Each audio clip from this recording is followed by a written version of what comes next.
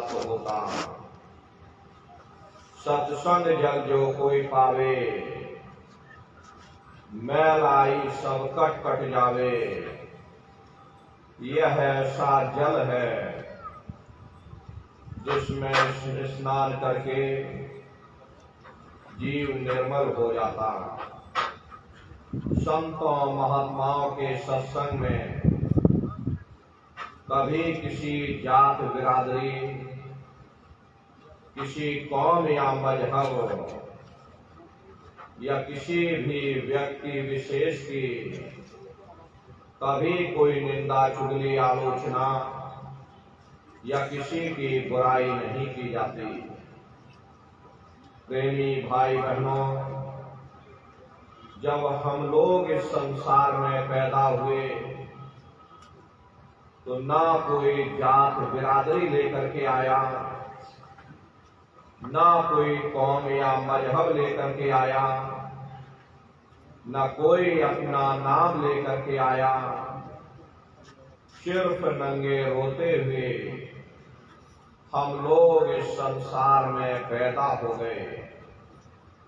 बाद में जो औजार उस परम पिता परमात्मा ने बख्शे, मन बुद्धि और चित्त, उससे जब हमारे अंदर चेतना आ गई तब हमारा नाम पड़ गया। कर्म के अनुसार हमारी जाति बन गई। धीरे धीरे हमारा फैलाव दुनिया में होता चला गया। हमने बाल बच्चे बना लिए, हमने रिश्ते नातेदार बना लिए, हमने कुटुंब परिवार वाले बना लिए, हमने जमीन और जायदाद हासिल कर ली और इसको अपना समझ करके हम आप यहीं पर बैठ गए। फिर जब जाने का वक्त आया, फिर आपको यहां से खाली हाथ भेज दिया गया।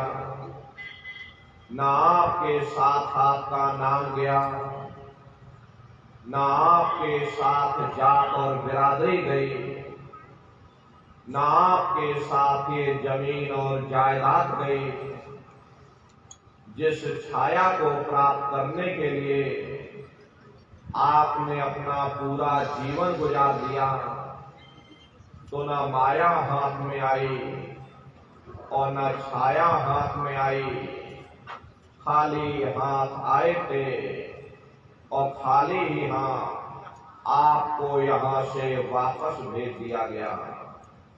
कहने का मतलब ये है कि उस परम पिता परमात्मा ने अति दया और कृपा करके आपको ये मनुष्य शरीर दे दिया और आपको स्वतंत्र कर दिया गया कि भाई मैंने तुमको ये मनुष्य शरीर दिया है तुम्हारी जीवात्मा के रहने के लिए। मैं तुम्हारी जीवात्मा को इस मनुष्य शरीर में बंद करता हूं। तुम मेरे मकान के द्वारा उस मालिक की भक्ति करके अपनी जीवात्मा का कल्याण करा लेना। मैंने कुछ समय के लिए तुमको ये किराए का मकान दिया है। जब समय पूरा होगा मैं अपने सिपाहियों को भेजूंगा। उस समय पर तुम मेरे मकान को खाली कर देना। उस समय न जमीन जायदाद काम आएगी, न जात बिरादरी काम आएगी। मन को, बुद्धि को, चित्त को और जीवात्मा को निकाल करके इस शरीर से बाहर कर दिया जाएगा। ये शरीर आपका यहीं जमीन पर गिर पड़ेगा, क्योंकि जीवात्मा के निकल जाने के बाद में ये शरीर सिर्फ एक माटी का पुतला है, उससे ज्यादा कुछ भी नहीं। आप इस मिट्टी के पुतले को ले जाकर शमशान भूमि पर जला करके राख कर दोगे खरे आपकी कौम, आपका मजहब, आपकी जात और बिरादरी उसी शमशान भूमि पर जल करके राख हो जाएगी। जिस जात और बिरादरी के लिए हम आप लड़ते और झगड़ते थे, जिस धन दौलत को पाने के लिए हमने आपने न जाने कितने बुरे खोटे कर्म किए, तो मौत के समय में ना ये जात बिरादरी काम आई, ना ये धन दौलत काम आया, सब कुछ हमारा आपका यहीं छूट गया। और एक जीवात्मा को ले जाकर ऊपर धर्मराज की कचहरी में पेश कर दिया गया। पलक झपकते ही तुम्हारे अच्छे बुरे कर्मों का हिसाब किताब हो जाएगा। धर्मराज तुमको सजा सुना देंगे कि ले जाओ इनको फलाने नर्क में ले जाकर डाल दो, क्योंकि मैंने इनको मौका दिया था, मैंने इनको मनुष्य शरीर दिया था। अब की बार गीता रामायण को पढ़ करके, उन धर्म पुस्तकों को पढ़ करके, किसी संत महात्मा की खोज करके, उनके बताए हुए रास्ते पर चल करके, उस मालिक की भक्ति करके अपनी जीवात्मा का कल्याण करा लेना। इस उद्देश्य के लिए मैंने इनको मनुष्य शरीर दिया था, लेकिन इन्होंने अपना उद्देश्य पूरा नहीं किया। जब जब ये मनुष्य शरीर में आए, कभी इन्होंने विचार ही नहीं किया कि आखिर ये मनुष्य शरीर हमको क्यों मिला, क्या इसका उद्देश्य है, मरने के बाद हम कहाँ जाएंगे, हमारे बाल बच्चे कहाँ जाएंगे, हमारे रिश्ते नातेदार कहाँ जाएंगे, हमारे कुटुंब परिवार वाले कहाँ जाएंगे, और इनकी उस समय पर क्या हालत होगी। ये पराविद्या महात्माओं की पराविद्या है। हम आप इस जड़ संसार में फंस करके उस पराविद्या से अनभिज्ञ हो गए और अपने उद्देश्यों को भूल गए, अपने वादे को हम आप भूल बैठे। वो वादा जो हमने आपने माँ के गर्भ में किया था, जब माँ के गर्भ में हम आप उल्टे लटके हुए थे, उस समय परमात्मा से वादा किया कि हे परमात्मा, मुझे एक बार मौका दे दो, मुझे एक बार मनुष्य शरीर दे दो, हम भजन करेंगे, भक्ति करेंगे, हम अपनी जीवात्मा का कल्याण करेंगे। लेकिन मनुष्य शरीर मिलने के बाद में ना आपने भजन किया, ना भक्ति की, बस माया की छाया में फंस करके इस मिथ्या जगत को अपना मान करके हम आप इसी में गोता खा रहे। हरे नारियों, इस दुनिया में हित मित भाई बंधु, रिश्ते नातेदार, कुटुंब परिवार वाले, इनमें से कोई भी चीज तुम्हारी जीवात्मा को इस अधोगति से बचा नहीं सकती। हम कौन हैं, हम कहां से आए हैं और हमें जाना कहां है, ये मानव मात्र के लिए एक जटिल प्रश्न बना हुआ है। इस प्रश्न का हल तब तक नहीं होगा जब तक इस धरा भूमि पर कोई संत महात्मा फकीर न मिल जाए। इसीलिए वह मालिक अति दया और कृपा करके संतों महात्माओं को इस धरा धाम पर भेजते हैं।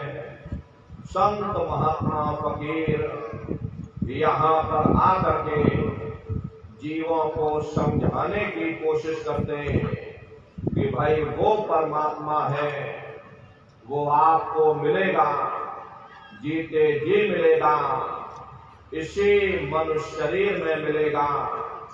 इसी मनुष्य शरीर के अंदर जा करके परमात्मा से मिलने का वो एकमात्र दरवाजा है। उस दरवाजे का भेद केवल संतों महात्माओं को ही प्राप्त है।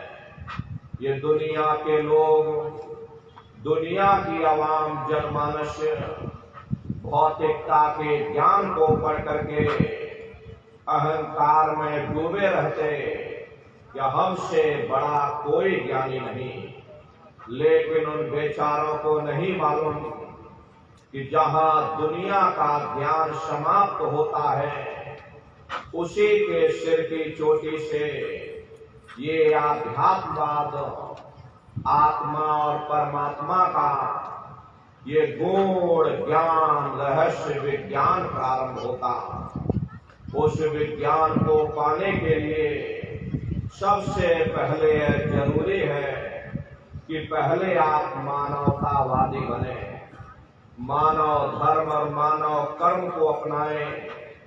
हर मानव धर्म क्या है कि इंसान इंसान के काम आवे, एक दूसरे की निस्वार्थ भाव से सेवा करे, सत्य, दया, हिंसा, परोपकार आदि गुणों को अपने जीवन में उतार करके और किसी संत महात्मा की खोज करके उनके बताए हुए रास्तों पर चल करके मालिक की भक्ति करके अपनी जीवात्मा का कल्याण करा ले, यही इंसान का सबसे बड़ा मानव धर्म है।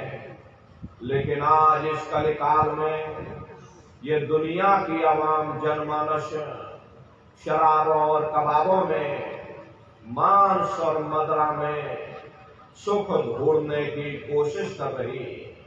ये चरित्र पतन जैसे कार्यों को अपना करके ये आवाम जनमानस कैसे सुखी हो सकती? पहले अपने चरित्र जैसे धन को इकट्ठा करो, क्योंकि चरित्र ही सब कुछ है। चरित्र ही मानव धर्म की पूंजी है। जो इंसान अपने लाख ईमान को बरकरार रखता, वही इंसान चरित्रवान है। ये दुनिया भर के रगड़े झगड़े, पिता पुत्र में लड़ाई, आदमी औरत में लड़ाई, घर परिवार में लड़ाई, समाज में लड़ाई, जातियों में लड़ाई, मुल्क में लड़ाई, खरे नर नारियों, ये इंसानों का काम नहीं, ये हैवानों का काम है। इसलिए पहले आप इंसान बनो, चरित्रवान बनो, महात्माओं के समीप आओ। वे जो दया का प्रसाद दें, उसे खुशी खुशी लेकर के अपने निज घर को जाओ, जहां न फिर जन्मना है और ना ही फिर मरना। इसीलिए हमारे गुरु महाराज परम संत बाबा जय गुरुदेव जी महाराज ने आवाम जनमानस के बीच में ये आवाज लगाई है, ऐ इंसानों, तुम अपने दीन ईमान पर वापस आ जाओ और एक जिस्मानी मंदिर में बैठ करके भगवान का सच्चा भजन करो, जिससे तुम्हारी जीवात्मा नरकों में जाने से बच जाए। अरे हम माने ना माने, लेकिन संत महात्मा त्रिकालदर्शी होते, वे सब कुछ जानते हैं। अगर हम उनके वचनों को मान जाएंगे तो हम लोग बच जाएंगे, नहीं तो खाई और खंदक में जाकर गिर जाएंगे। इसीलिए अभी वक्त है उस मालिक से सच्ची प्रार्थना करने का, खुदा के सामने अपने गुनाहों की माफी मांगने का, धर्म मजहब के नाम पर लड़ने झगड़ने का नहीं, जात बिरादरी के नाम पर लड़ने झगड़ने का नहीं। हमने बहुत लड़ लिया, बड़े बड़े झगड़े और फसादे की, बड़ी बड़ी नुक्ताचीनी की, सिवाय नफरत के हमको क्या मिला। नफरत की ऐसी ज्वाला जली जिसमें घर जल गया, परिवार जल गया, समाज जल गए, जातियां जल गई, अब सारा देश जल उठा। इसीलिए सारी मानवता बहुत थक गई।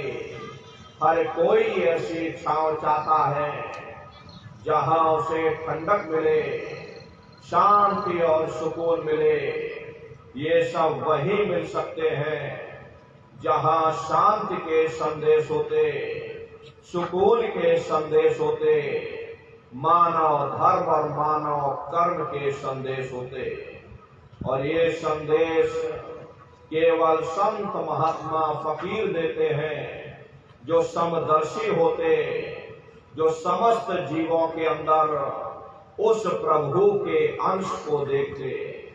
ऐसे समदर्शी उन महात्माओं की खोज करो। ये मत देखना कि महात्मा के जाति के हैं, महात्मा किस बिरादरी के हैं। हर जातियां कर्म के अनुसार बनाई गई, जन्म के अनुसार नहीं। मनुष्य की एक ही जाति है, वो है मानव जाति। और इसी मानव जामे में बैठ करके हमें उस मालिक की भक्ति करनी है। हरे नर नारियों सुपच जात के भंगी थे, इस संसार समुद्र से ना कोई पार हुआ और ना ही कोई हो सकता। ये समुद्र ऐसा है जिसके न इस किनारे का पता न उस किनारे का पता, कोई नहीं जान सकता। ये दुनिया कब बनी, कितनी बार प्रलय और महाप्रलय हो गई, लेकिन इतना जरूर मालूम है कि जिस दिन से दुनिया बनी हम लोग यहीं पर भटका खा रहे। अगर इधर से हवा चली तो नैया हमारी उधर चली गई, और अगर उधर से हवा चल गई तो हमारी नैया डगमगाते हुए इधर चली गई। न जाने कितने युग और कल्प बीत गए, लेकिन हमारी ये नैया आज तक इस भव सागर से किनारे नहीं लगी। इसलिए नर नारियों, सौभाग्य से वक्त का इतना बड़ा वरदान आपको मिला, ये मानव तन आपको मिल गया। न जाने किस महात्मा की दया हो गई, न जाने कौन से जन्म जन्मांतरों के शुभ पुण्य कर्मोदय हो गए जो आपको ये मनुष्य शरीर मिल गया। हर अब की बार मौका मिल गया है, समय रहते हुए अपनी जीवात्मा के कल्याण के लिए थोड़ा बहुत विचार करिएगा, वरना ये समय तुम्हारा निकलता चला जा रहा। मिली नरदेह तुमको, बनाओ काज कुछ अपना, बचो मत आए जग में, जानियो रैन का सुपना। हरे नर नारियों, जैसे रात में हम लोग स्वप्न देखते हैं, हालांकि उस समय पर हमें स्वप्न सच मालूम पड़ता, असली प्रतीत मालूम होता, लेकिन जब हम सुबह उठते हैं, जब हमारी आंखें खुलती हैं, तब हमें होश आता कि नहीं भाई, हम तो स्वप्न देख रहे थे, ये सब भ्रम है। ठीक उसी प्रकार से ये दुनिया भी 10-20-100 साल का स्वप्न है। अब आप कहोगे हम जाग रहे, परंतु प्रेमी भाई बहनों, ऐसा हरगिज नहीं है। जिस दिन मौत का वक्त आएगा, फिर आप रोगे, हाय हाय करके चिल्लाओगे कि हाय, हमने सारी जिंदगी यूं ही स्वप्न में गुजार दी, जागने का समय अभी आया, जो कुछ करना है अभी करना। लेकिन प्रेमी भाई बहनों, अब पछताए होत क्या, जब चिड़िया चुग गई खेत। महात्मा प्रेम से जीवों को समझाते कि भाई देह और ग्रह सब झूठा, भरम में काहे को खपना, ये घर बार हमारा अपना नहीं, अरे पराया देश है, ये सराय खाना है, ये मुसाफिर खाना है, ये शरीर भी तुम्हारा अपना नहीं, ये भी काल का पिंजरा है, किराए का मकान है, पराया मकान है।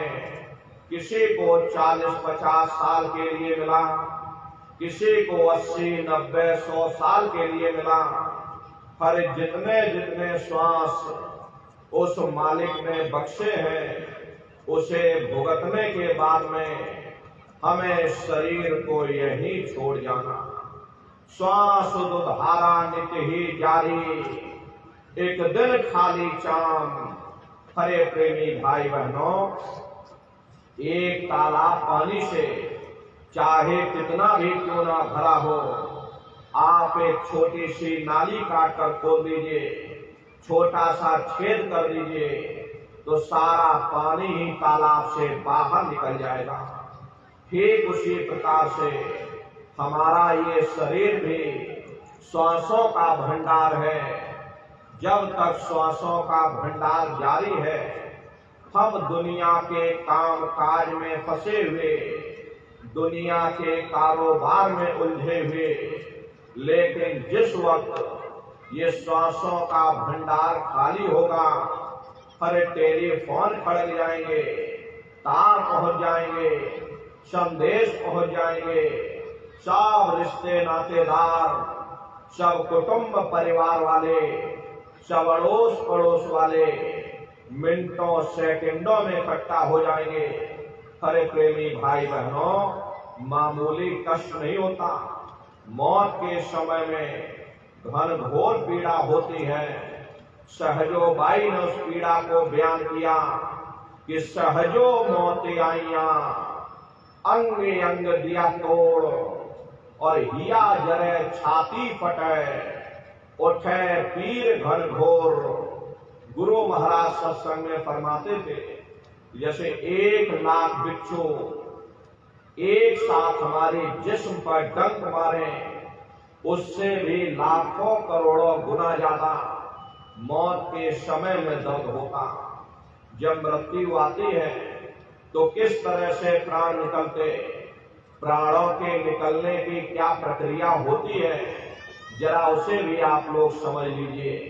देखो प्रेमी भाई बहनों, जैसे संसार में महाप्रलय आता, महाप्रलय के समय क्या होता, सबसे पहले पूरी पृथ्वी ढह जाती। ये पृथ्वी पानी में घुल करके पानी बन जाती है।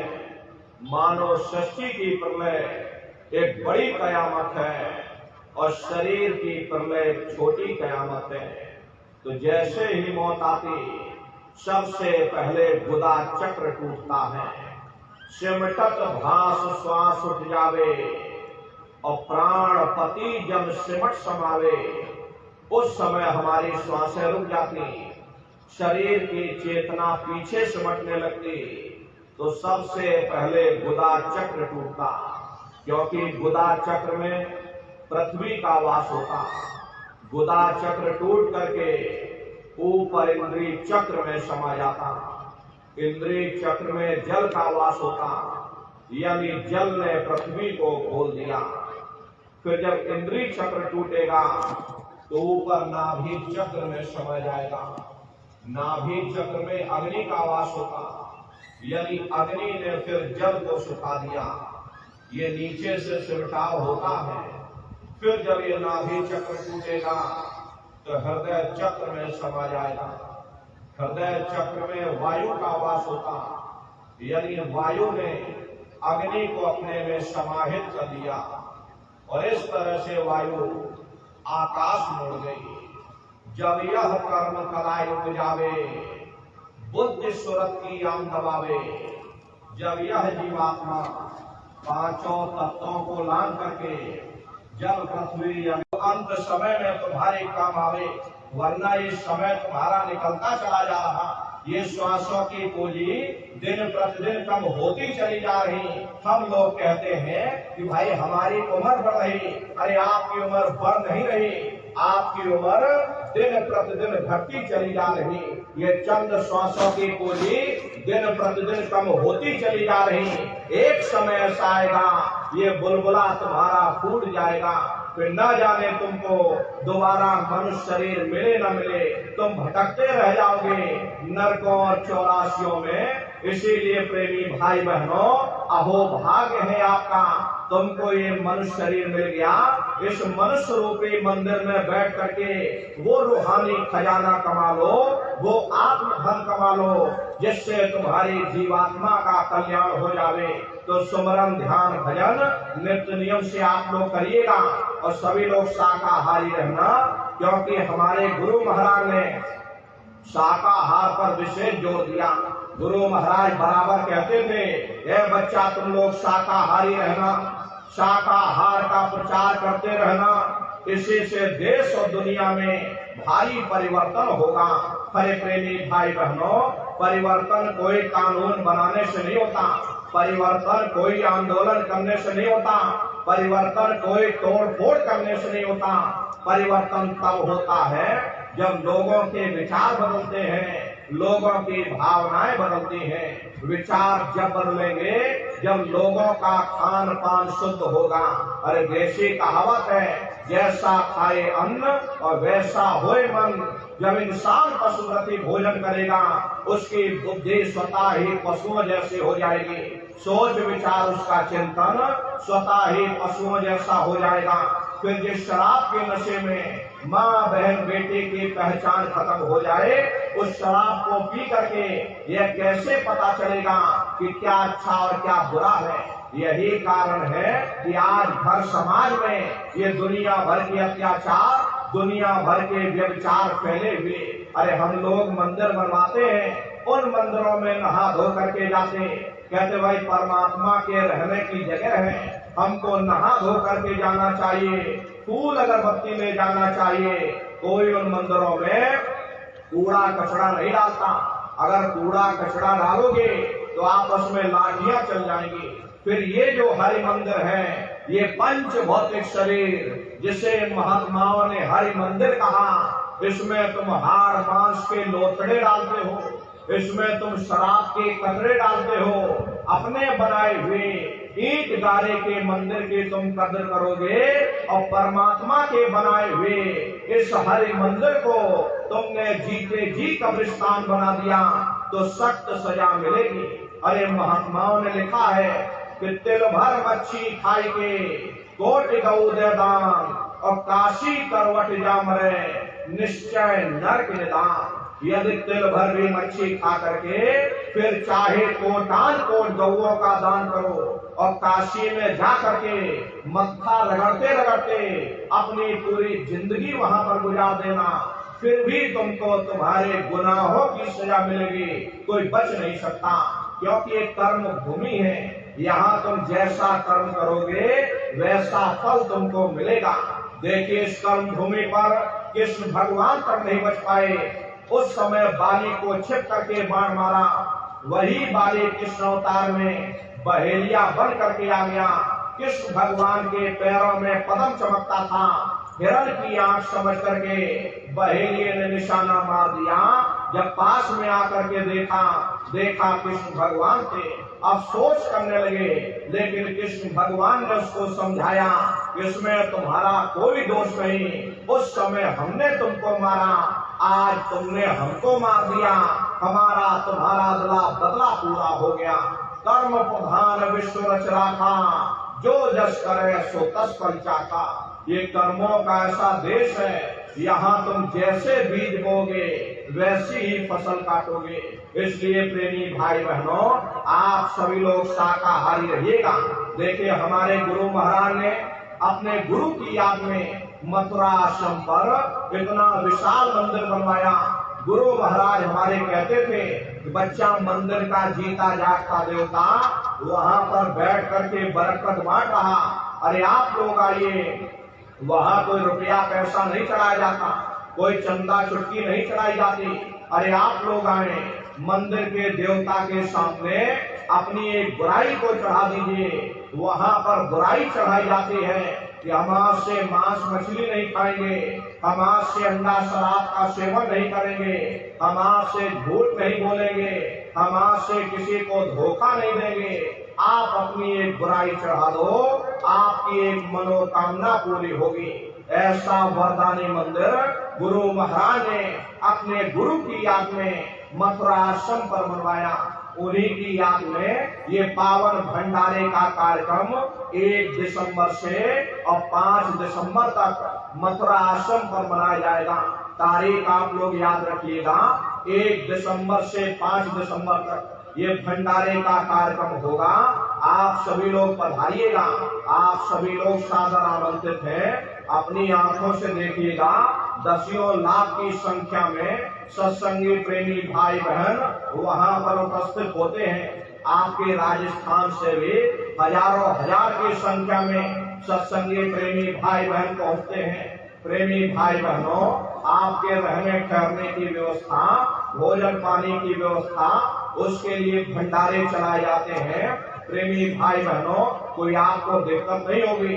हजारों हजार की संख्या में भंडारे चलते रहते, बराबर 24 घंटे भंडारे चलते रहेंगे।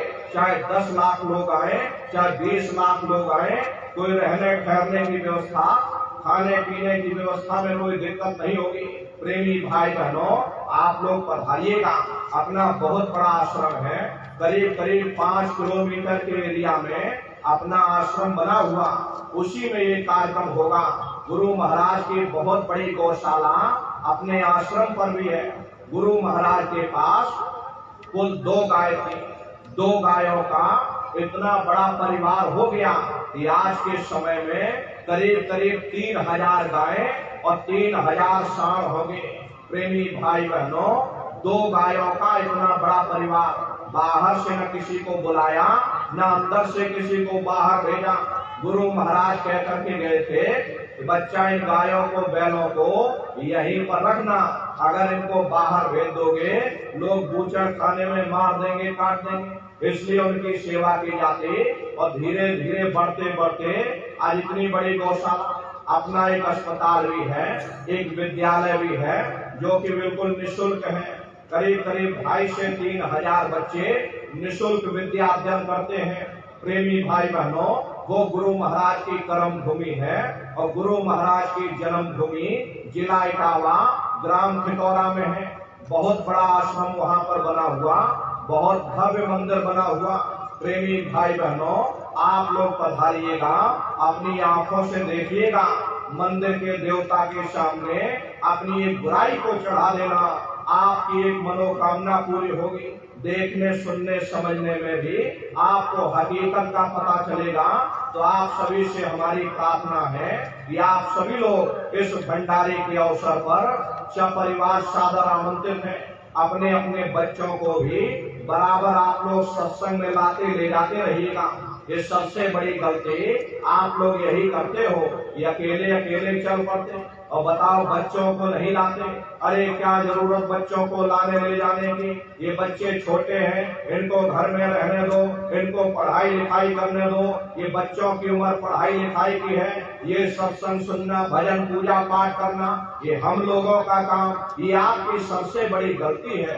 अरे प्रेमी भाई बहनों, पढ़ाई लिखाई जरूरी है, हम ये बात मानते हैं कि आज के समय में शिक्षा बहुत जरूरी। और हमको भी गुरु महाराज ने पढ़ाया लिखाया, हम भी पहले 10वीं किए, 10वीं के बाद फिर हमने 12वीं, 12वीं के बाद फिर हमने बीए किया, बीए करने के बाद फिर हमने एलएलबी किया, एलएलबी करके वकील बने।